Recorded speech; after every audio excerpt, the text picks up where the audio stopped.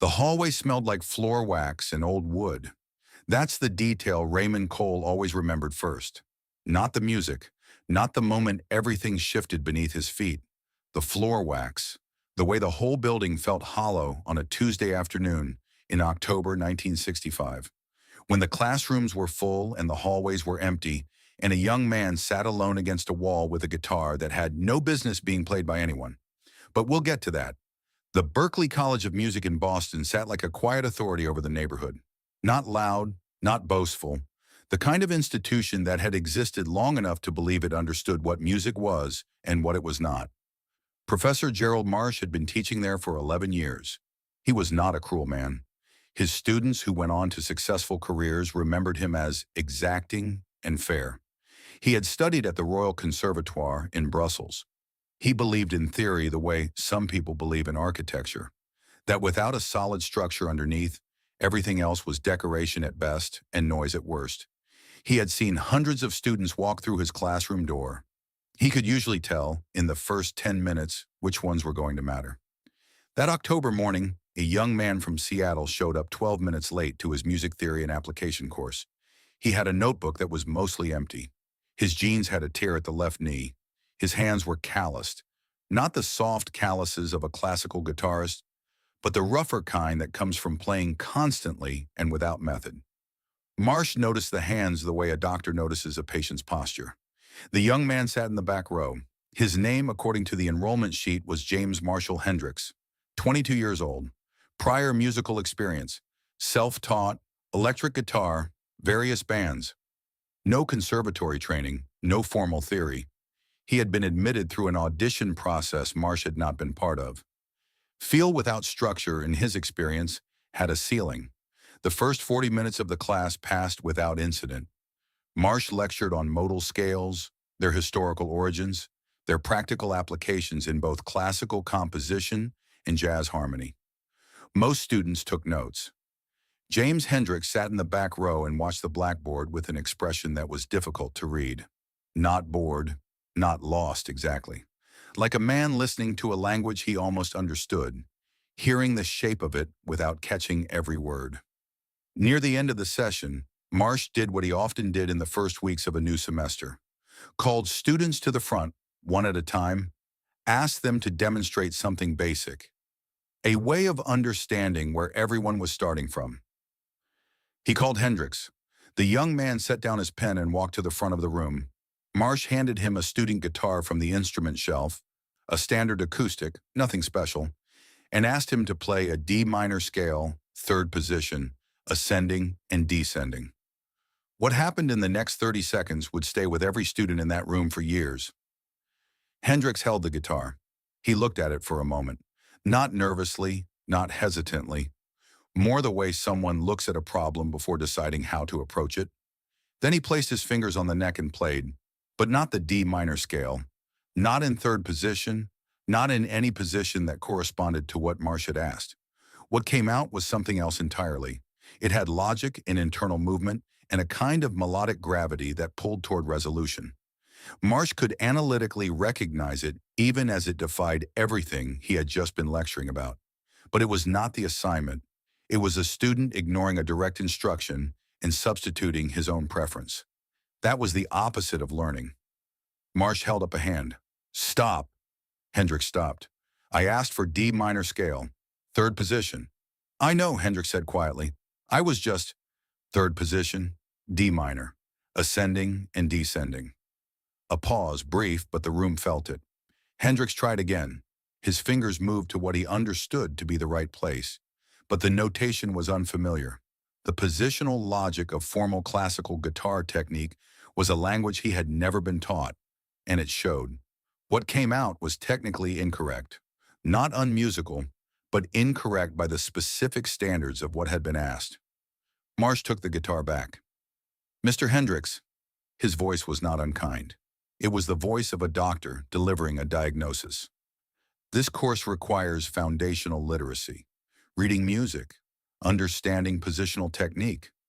If those foundations aren't in place, I can't build on them, and you can't either. He paused.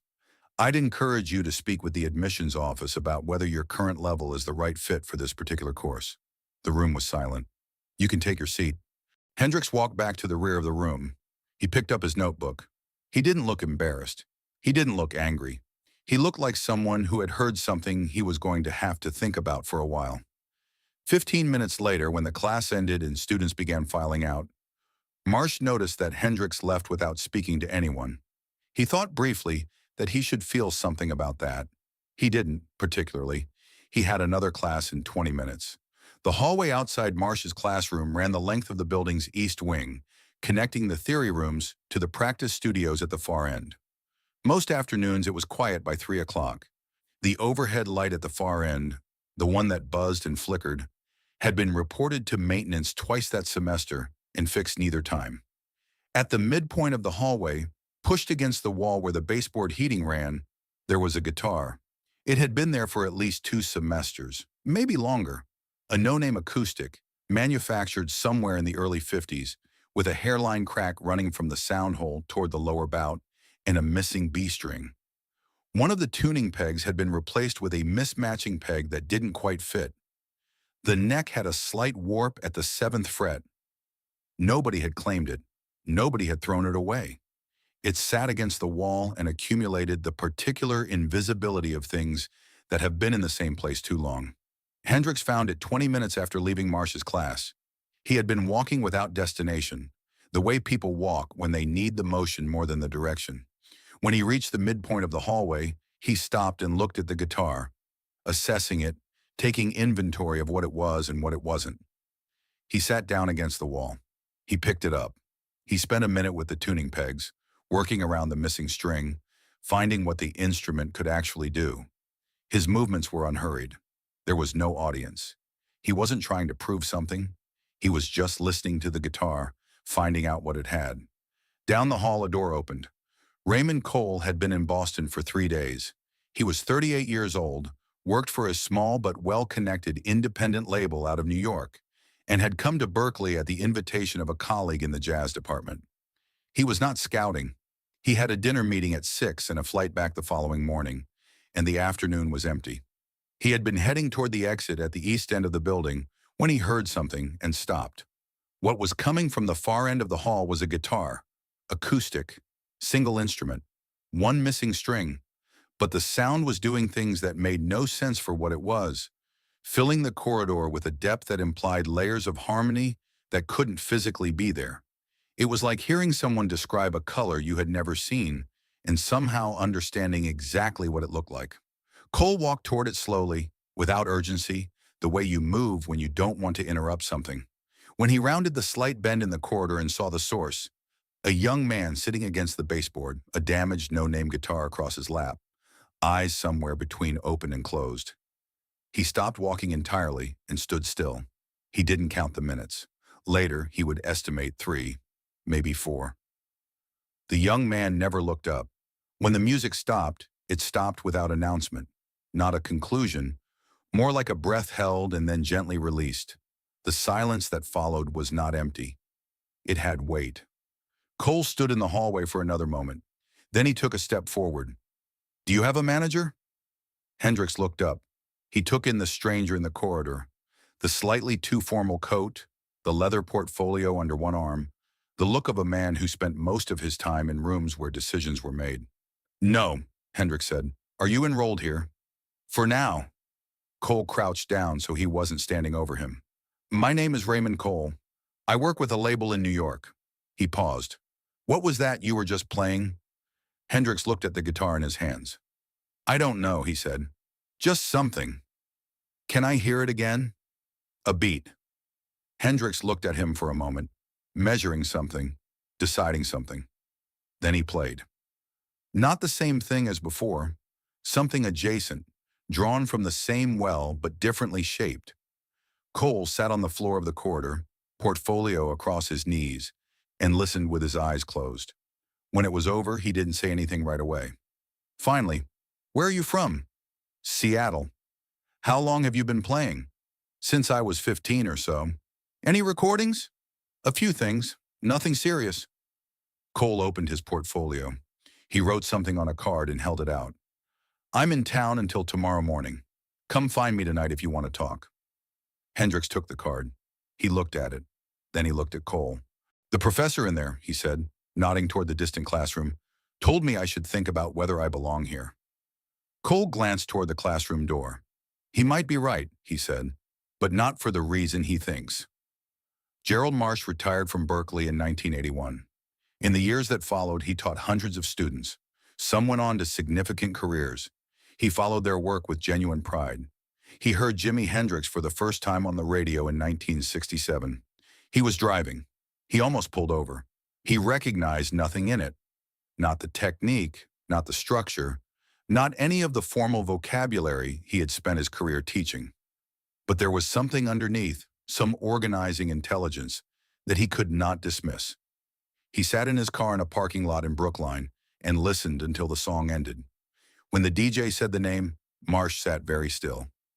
He thought about a Tuesday afternoon in October 1965, a young man in the back row with calloused hands and an empty notebook. A hallway. He thought about what he had said. He did not speak about it publicly for many years. In a 1979 interview with a small music education journal, a journalist asked Marsh whether, over the course of his career, he had ever encountered a student he had misjudged. He answered without hesitation. Once, he said. Yes, once. He described the morning in as few words as he could. The late arrival, the empty notebook, the calloused hands, the instruction that wasn't followed, the music that wasn't asked for. I gave him back his seat, Marsh said. I was thinking about my next class. The journalist asked if he had ever reached out to Hendrix. Marsh shook his head slowly. He died in 1970, he said. I never did. A silence stretched between them. The thing about that morning, Marsh said finally, is that I was right by every measure I had. He couldn't do what I asked. He didn't know what I was asking. By every criterion that existed in my classroom, he wasn't ready. He paused. What I didn't understand was that my criteria had a ceiling, and he was already above it. He folded his hands on the table. In that hallway, he said quietly, he was playing a guitar with a missing string and a cracked body, sitting on a floor, for no one, and it was the most complete music I never heard. The corridor of the East Wing at Berklee was renovated in 1972. The faulty overhead light was finally replaced. The no-name guitar with the missing B string was never cataloged in any official inventory. Nobody remembers what happened to it. Raymond Cole signed Hendrix to a development deal 3 weeks after that Tuesday afternoon. The deal was superseded 6 months later when Chaz Chandler brought Hendrix to London. Cole told the story for the rest of his life. He always started the same way. I almost walked out the other door.